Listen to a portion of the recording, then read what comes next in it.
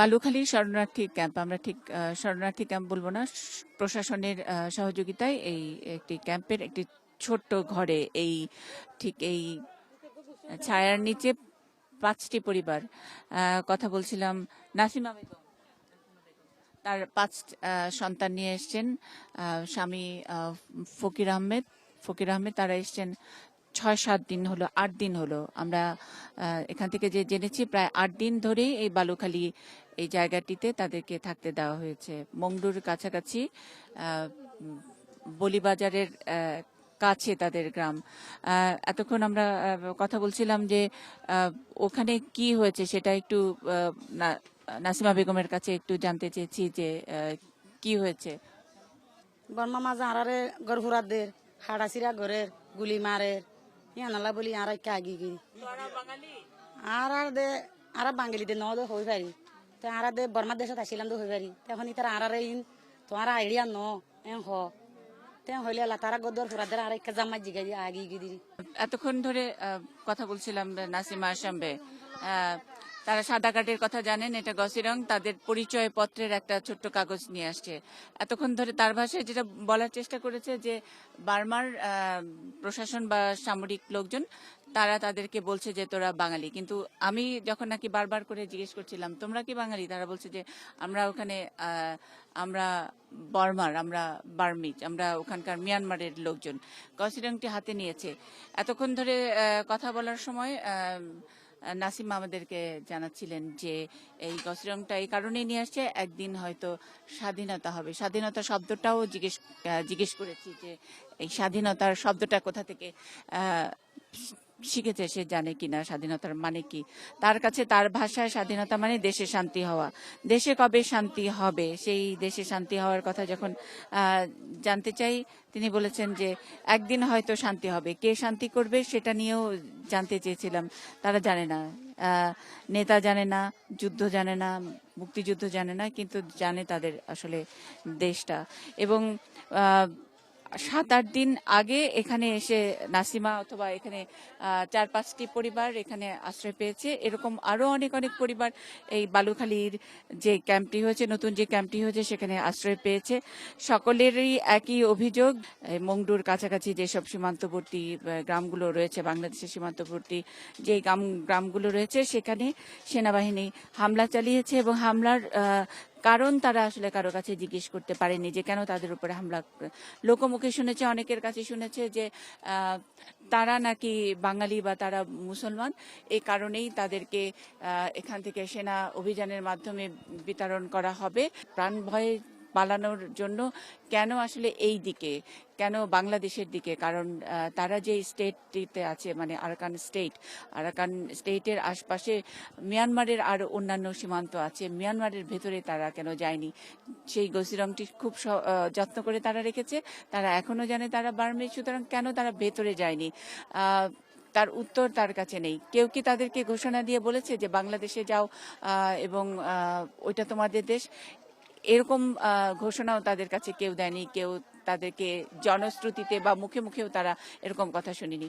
তারা একদিকে দিকবিদিক প্রাণ ভয়ে দৌড়াতে শুরু করেছে এবং সেই দিকটা হলো বাংলাদেশ। কারণ এই নাসিমা যেমন করে স্পষ্ট করে আমাদেরকে বলছিলেন, যে দিকেই যাই ভেতরের দিকে, সেই দিকেই সেনাবাহিনী তাদেরকে হামলা চালায়, আক্রমণ করে, মেরে ফেলে, জ্বালিয়ে দেয়, কোথাও বসতে দেয় না এবং অত্যাচার করে। সুতরাং দিক বিদিক শূন্য হয়ে যেদিকে ছুটতে গিয়ে মনে হয়েছে যে কোথাও তাদেরকে আর সেরকম নৃশংসতার মধ্যে পড়তে হবে না, সেই দিকটা হলো বাংলাদেশ। এবং এভাবেই তারা এই বাংলাদেশে এসছে।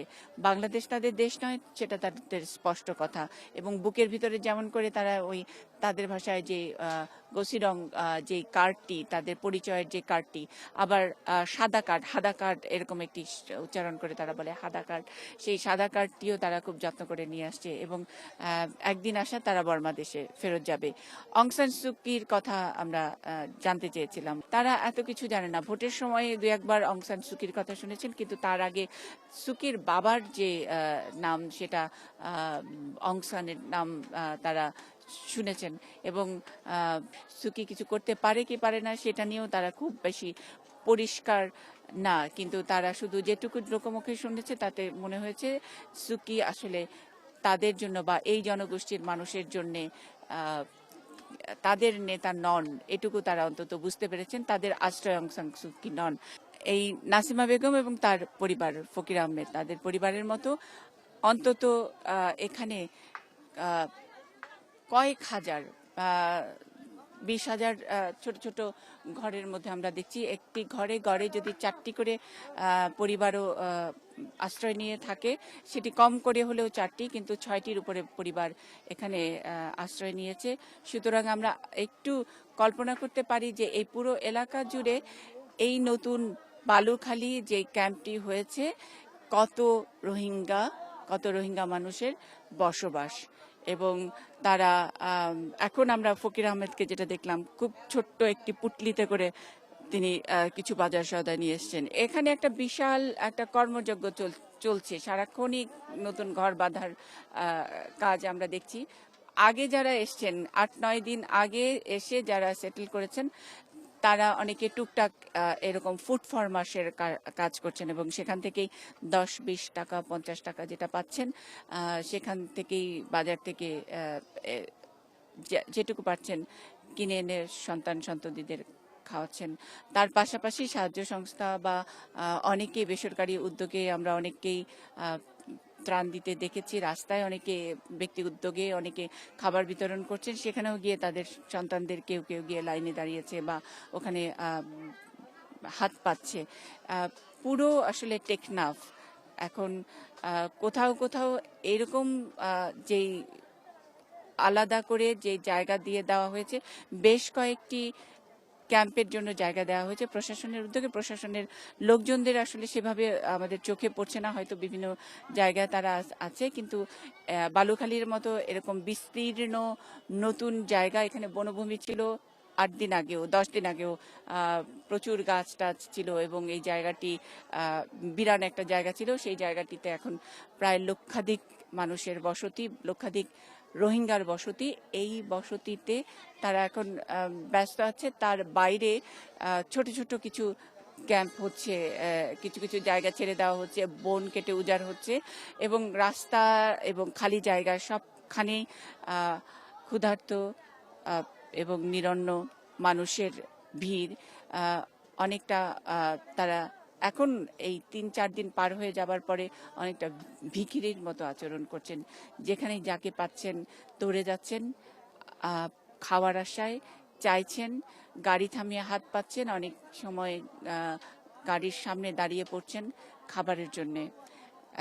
পুরো এখন টেকনাফ, বান্দরবন, কক্সবাজারের কিছু অংশ আমরা মেরিন ড্রাইভের ওখানেও দেখেছি, প্রচুর মানুষ রাস্তার দুই পারে আশ্রয় নিয়েছে। এমন একটি খুব করুণ দৃশ্য আসলে রচিত হয়েছে পুরো বাংলাদেশের এই পর্যটন শহরটি জুড়ে, পর্যটনের এই জেলাটি জুড়ে, সবখানি। এই জায়গা থেকে আসলে স্থানীয় মানুষরা যারা তাদের এই ভিটেমাটি এখানে, তারা বারবারই এই অবস্থা থেকে মুক্তি চায়। এই চেহারা আসলে বিশ্বকে দেখাতে চায় না পর্যটনের শহর কক্সবাজার বা টেকনাফ। তারা দেখাতে চায় তাদের শুনশান সুন্দর গোছানো একটি শহর। আর মানবিকতার যে বিষয়টি হয়েছে, বাংলাদেশ বর্ডার খুলে দিয়েছে, মানবিক কারণেই এই বর্ডার দিয়ে তারা ঢুকেছে। সাধারণ জনগণ তাদের সাহায্যের হাত বাড়িয়েছে, বিভিন্ন সংস্থা সাহায্যের হাত বাড়িয়েছে। এখন আস্তে আস্তে আরও সরকারি বেসরকারি উদ্যোগও আসছে। তারপরে যেন খুব দ্রুত যেন তাদেরকে একটি নির্দিষ্ট জায়গায় নিয়ে রাখা হয় এবং তাদের ফিরিয়ে নেবার জন্য জোর প্রচেষ্টা চালানো হয়। সাধারণ মানুষ, এখানকার এলাকাবাসীর একটা জোর দাবি এখান থেকেই। Munni Saha, ATN news, Balukhali camp, Teknaf.